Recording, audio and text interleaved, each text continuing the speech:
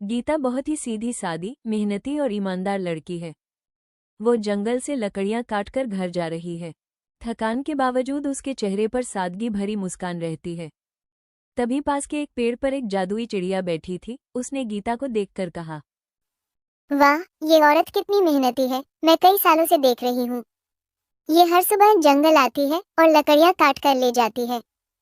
लकड़ियाँ बेचकर इसको कितना ही फायदा होता होगा। घर का खर्चा भी मुश्किल से होता होगा। मैं एक जादुई चिड़िया हूँ, क्यों ना मैं गाय बनकर इनके घर चली जाऊँ।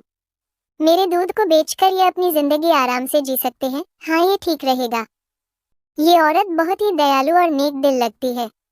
इतना कहकर चिड़िया पेड़ से उतरी और एक सुनहरी चमक के साथ एक खूबसूरत गाय में बदल गई।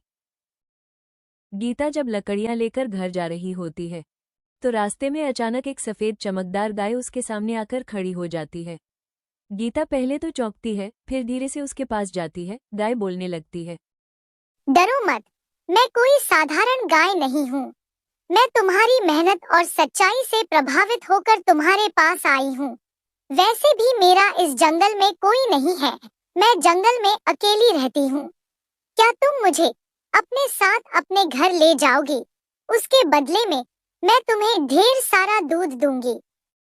गीता ने गाय की बात सुनकर हैरानी से कहा, हे भगवान, ये कैसी गाय है? ये बोल कैसे रही है?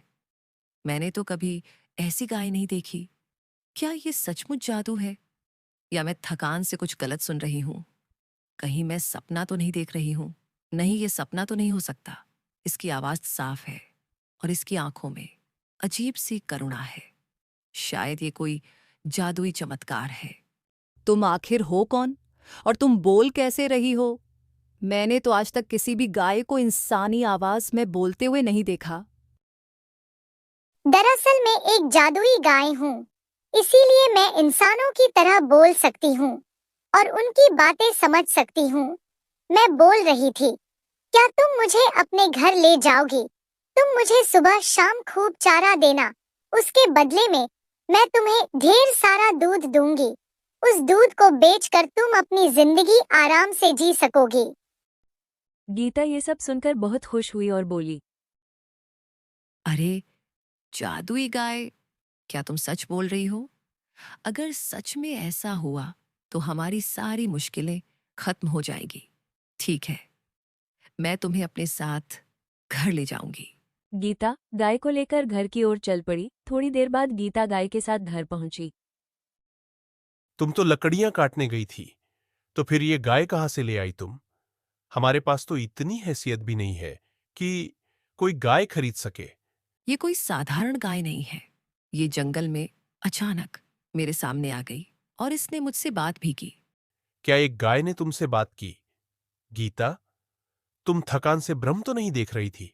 नहीं, ये सच है।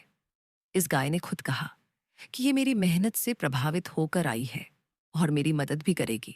इस गाय को थोड़ा सा चारा देना है और बदले में ये हमें ढेर सारा दूध देगी, और इस गाय का दूध बेचकर हम अच्छे से जी सकेंगे। क्या तुम सच कह रही हो? फिर तो तुमने बहुत अच्छा किया।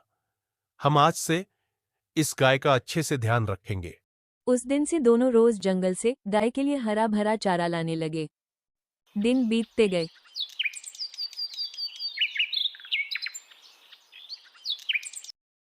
कुछ समय बाद महेश गांव के सरपंच के पास रोज दूध देने के लिए जाने लगा। एक दिन उसका पड़ोसी रमेश ये सब देखकर सोचने लगा, अरे, इसके पास तो एक ही बकरी थी और वो भी बीमार। फिर ये रोज बाल्टी भरकर दूध कहाँ से ला रहा है? जरूर दाल में कुछ काला है। मुझे जल्दी पता लगाना होगा कि आखिर ये दूध ला कहाँ से रहा है। रमेश अपनी पत्नी उमा को ये बात बताने घर गया। घर पहुंचकर बोला, उमा, तुम तो जानती हो महेश के पास सिर्फ एक ही बकरी है। वो भी बीमार रहती है। फिर वह कहां से बाल्टी भर भर के दूध बेच रहा है? जल्दी ही पता करना होगा कि वह दूध कहां से ला रहा है, वरना वो हमसे भी अमीर हो जाएगा। अगर ऐसी बात है तो जल्दी पता कीजिए। मैं नहीं चाहती कि वो हमसे भी अमीर हो जाए। हाँ, ठीक है। मैं अभी पता करता हूं कि आखिर माजरा क्या है। वो महेश के घर पहुंचा और छिपके सब देखने लगा। उसने देखा कि महेश एक गाय से बातें कर रहा है। मेरी प्यारी गाय, तुम्हें भूख लगी होगी। क्या तुम और चारा खाओगी? मैं अभी लाता हूं। नहीं महेश, आज तुमने मुझे बहुत चारा खिला दिया है, अब मैं और नहीं खा सकती। जैसे ही रमेश ने गाय को बात करते हुए सुना तो वो हैरान हो गया। अरे ये कैसे हो सकता है? ये गाय तो बात कर रही है। क्या गाय भी इंसानों की तरह बात कर सकती है? यह तो मैं आज पहली बार देख रहा हूँ। कहीं मैं सपना तो नहीं देख रहा? महेश, तुम्हें जितना दूध चाहिए उतनी बाल्टियां यहाँ पर रख दो, और कल सुबह जब तुम आओगे तो सारी बाल्टियां दूध से भरी हुई होगी। नहीं गोमती, जितना तुम पहले दूध देती थी उतना ही दूध दो। ज्यादा लालच करना अच्छी बात नहीं, और हमारा गुजारा अच्छे से हो रहा है। वैसे तुम्हें यहां कैसा लग रहा है? तुम्हें चारा अच्छे से मिल रहा है ना? हाँ। हाँ महेश, मैं बहुत खुश हूँ। मेरे दूध से तुम्हें फायदा हो रहा है ना? हाँ गोमती, तुम्हारे दूध से हमारा गुजारा बहुत अच्छे से हो रहा है। अच्छा, तो ये एक जादुई गाय है जो बाल्टियां भर भर के दूध देती है। मुझे जल्द ही कुछ करना पड़ेगा। क्यों ना मैं ऐसा करूं कि कल जब महेश अपनी गाय को जंगल ले जाएगा तो मैं इस गाय को मार दूंगा। फिर मैं देखता हूं ये महेश का बच्चा दूध कहाँ से लाता है। महेश, मेरी बात ध्यान से सुनो। अगर मुझे कुछ हो जाए या कोई मुझे मार दे तो तुम चिंता मत करना। जिस पेड़ के नीचे मैं गीता को मिली थी, उसी पेड़ की पत्तियों को मेरे सिर पर रख देना। मैं फिर से जीवित हो जाऊंगी। तुम ऐसी बातें क्यों कर रही हो? मेरी किसी से कोई दुश्मनी नहीं है। कोई तुम्हें नुकसान क्यों पहुंचाएगा? कोई तुम्हें क्यों ही मारेगा? चलो, मैं तुम्हें जंगल ले जाता हूं। गीता, मैं गोमती को जंगल ले जा रहा हूं। अगर मुझे आने में देर हो जाए तो चिंता मत करना। ठीक है, लेकिन जंगल में सावधान रहना। वहां जंगली जानवर भी होते हैं। महेश गाय को लेकर जंगल की ओर बढ़ा। वहां गोमती हरा भरा चारा खाने लगी। तभी महेश ने सोचा, जब तक गोमती चारा खा रही है तब तक मैं आराम कर लेता हूं, और उसके बाद गोमती को वापस घर ले जाऊंगा। कुछ ही देर में महेश की आंख लग जाती है। इधर रमेश झाड़ियों में छिपकर महेश को देख रहा था। जैसे ही उसने देखा कि महेश सो गया है, इस गाय को अब मारना ही होगा, क्योंकि ये मेरे रास्ते का सबसे बड़ा कांटा है।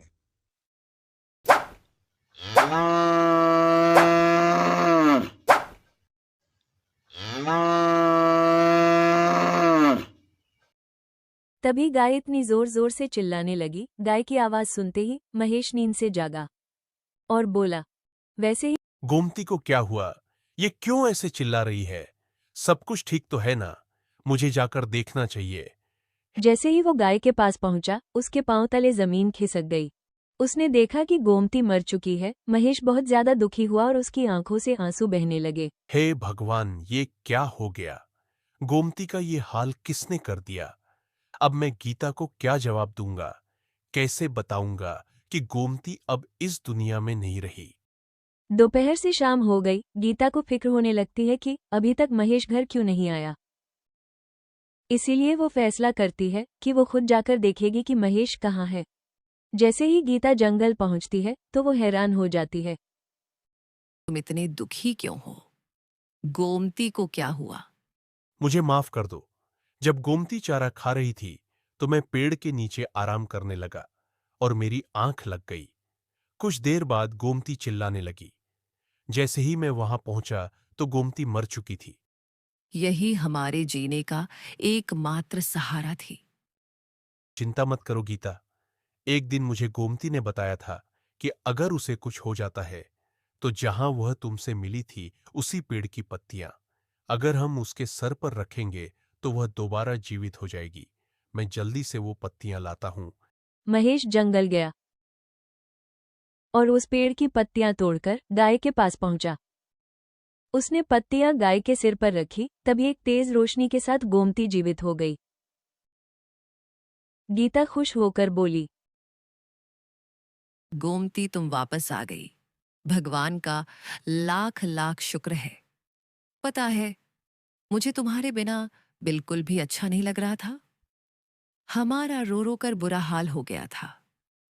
गीता, अब मैं ठीक हूँ। चलो घर चलते हैं। गीता तुम चिंता मत करो, अब मैं लौट आई हूँ ना। महेश, घर में खाने को कुछ भी नहीं है। महेश, जाओ जाकर बाल्टी लेकर आओ। मैं तुम्हें ढेर सारा दूध दूंगी। महेश बाल्टी लेकर आया। एक जादुई रोशनी के साथ बाल्टी दूध से भर गई। तभी रमेश पीछे से आया और ये सब देखकर हैरान हो गया। मैंने तो इस गाय को मार दिया था, फिर यह जीवित कैसे हो गई? मुझे फिर से कुछ करना होगा। गीता, मैं मुखिया के घर दूध देने के लिए जा रहा हूं। अगर देर हो जाए तो चिंता मत करना। ठीक है, पर जल्दी आ जाना। मुखिया जी, मैं ये ताजा ताजा दूध लेकर आया हूं। महेश, तुम बहुत दिनों के बाद आए, कोई परेशानी थी क्या? हाँ मुखिया जी, मेरी गाय बीमार हो गई थी, लेकिन अब सब ठीक हो गया है। उसके बाद महेश, उसकी पत्नी और गोमती सब खुशी खुशी रहते हैं।